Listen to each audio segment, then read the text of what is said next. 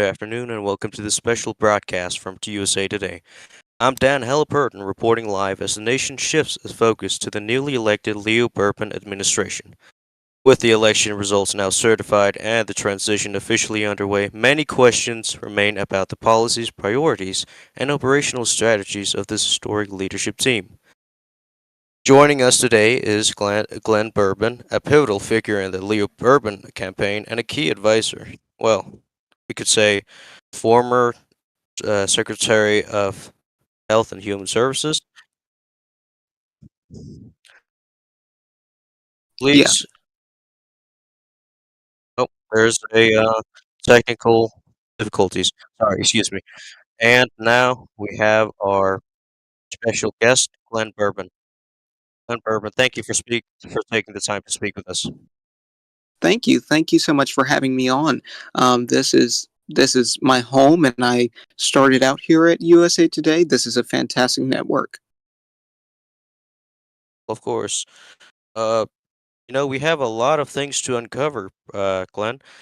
There's a lot of things that many voters who have voted for this administration want to know about your policies and your leadership's way of leading this country.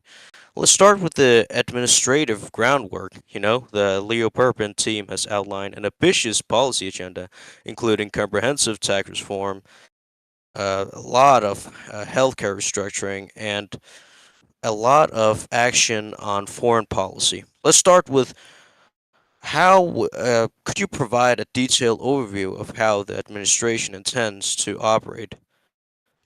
Yes, yes.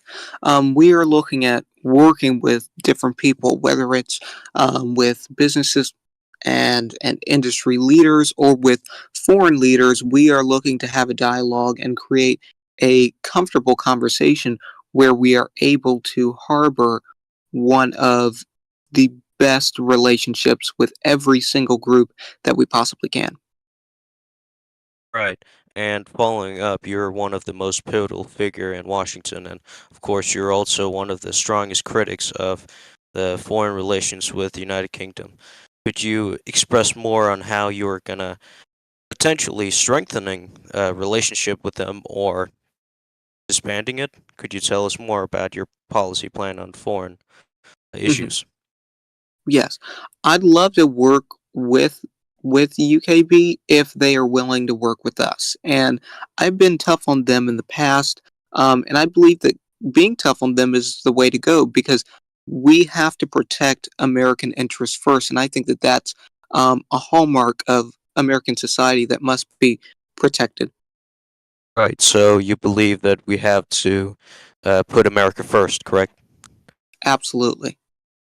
And this whole idea that your campaign runs on, America First, what will this mean for our national policy or on our national level? How will you improve the American people's lives?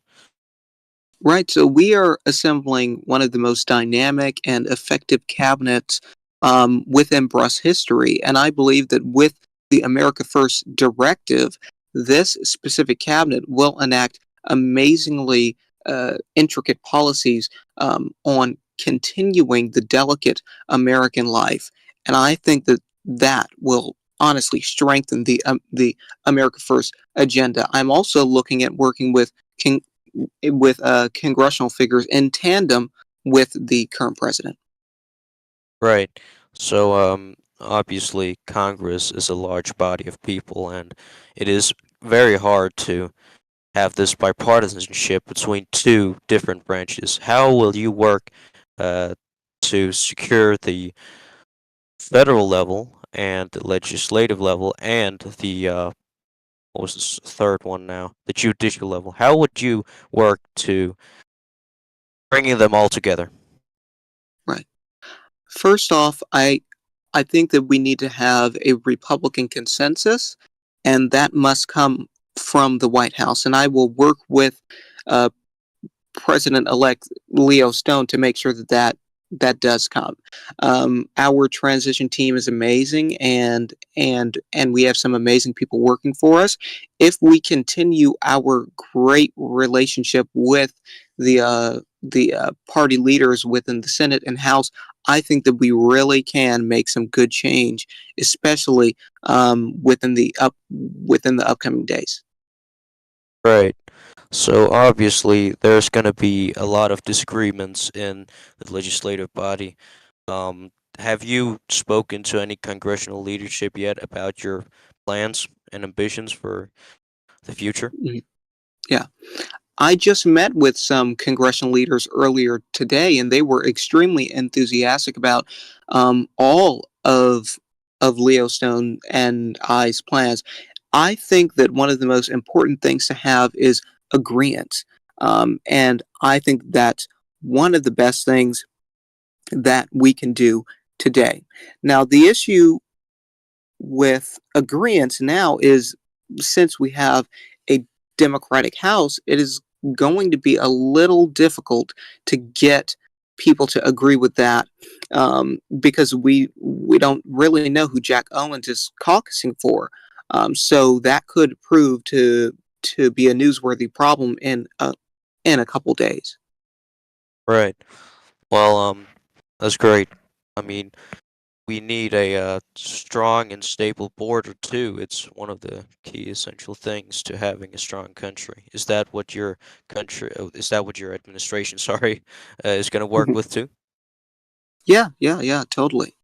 And since we succeeded in a massive landslide, I think that it's important to realize that these these specific issues will be fixed, and the American people have faith in us to fix them. Right, just like the American people have faith in us uh, to en- enact America First policies throughout our amazing cabinet. Right. Um, Obviously, there's a lot of undecided voters from 2 days ago who are still wondering about a lot of things. Let's start with the government being transparent. Hmm. Yeah, Do you the believe that government. your government is gonna? Do you believe that your administration is gonna be active and is gonna be transparent? Mhm. Yeah. I don't believe in government being opaque or anything other than transparent because I think a government should communicate with the citizens about what's being done, about what's being thought of doing. It's a fantastic thing to see a government being transparent, such as President Gonzalez's administration when he was president. It is a fantastic thing to learn from his legacy, his incredible legacy, and we will adore and just beam at the idea of keeping that legacy of transparency going on. And we will also continue to increase activity as much as we can within the bounds of BRUS. Right. Thank you, Vice President-elect. Let's go to Mm. commercial break.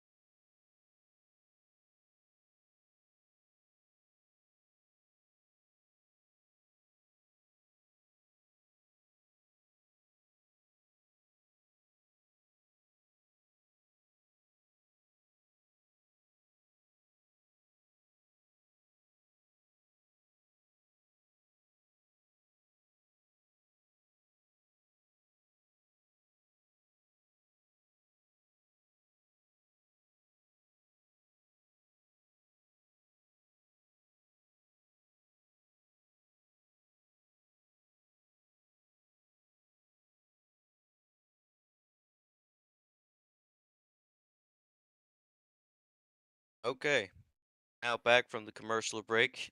Welcome again, Vice President-elect Glenn. Hello. So, obviously, Mr. Vice President-elect, you have been the former Secretary of Health.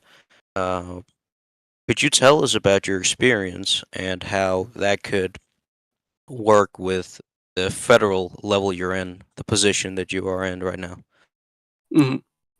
Throughout my first days in the Department of Health, Education, and Welfare, I immediately held a press conference and made promises to the American people about what I was going to do, because I noticed that that department had been inactive for so long, and I had to get it up and running. The moment I held that press conference, I got to work. I started hiring people, and the first thing I did was deal with the incredible, fatal necrobiovirus, and I introduced a revolutionary vaccine for that virus.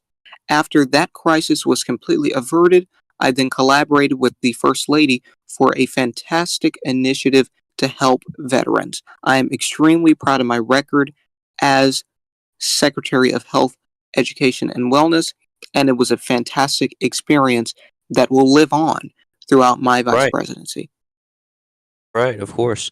The appearance with the First Lady, it was truly a spectacular moment. Could you elaborate on what was being held and what you were doing? Right, yeah. So the First Lady was creating a fantastic vet a veterans initiative to help lonely and homeless veterans. And I and my department donated so much money to get that cause off the ground because I have faith in the First Lady and I had faith in that initiative. And that was a fantastic decision for me. And it ended up being a fantastic decision for all lonely and homeless veterans out there. And I'm so proud of that because I love our men in blue and I love our veterans. Well, God bless. Well, Mr. Vice President-elect, we obviously have to uncover more. I mean, you you want to speak about the victory, but how can we look at Leo Stone's point of view? Hmm. Yeah. Well, Leo Stone is a revolutionary figure within BRUS. This is something we've never seen before. We've never seen someone so dynamic and so amazing enter onto the world stage and just immediately take charge. He was a businessman before he even got involved in politics. He immediately jumped into the race. Everybody doubted him, but he ended up being the one winning. I think that shows how great of a candidate he is. Right, right. Of course. The obviously the victory was a spark in BRUS history. It was maybe one of the best, and I want to commend your administration for it. Moving on, could you unfold us about Leo Stone as himself as a private man? Who is he? We want to know more about the president-elect, and I'm sure a lot of Americans want to know. Kind individuals I know. All right.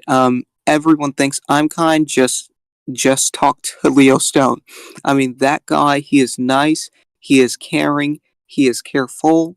He is so compassionate. And guess what? He has a sweet spot for the American people, and that's what I love about him. And that's why I was so proud to accept the nomination as vice president because I know that with this guy in office, compassion and empathy will be restored to the White House.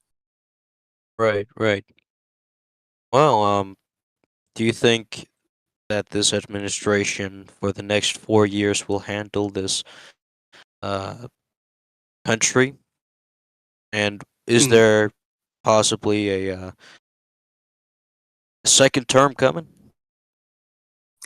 I have no doubt in my mind that Leo Stone will win a second term. I mean, a lot of presidents in BRUS, some of them get impeached, some of them resign. He is not the guy for either of those. He has tremendous support, and guess what?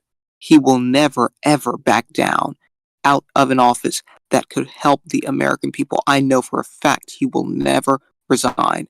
There is a second term in this for him and hopefully for me because I care about the American people so much. Thank you, Glenn Bur- Glenn Bourbon. Always a pleasure having you on. Thank you for your insight, and we'll be watching closely as this new chapter unfolds. Thank you very much, Of Glenn.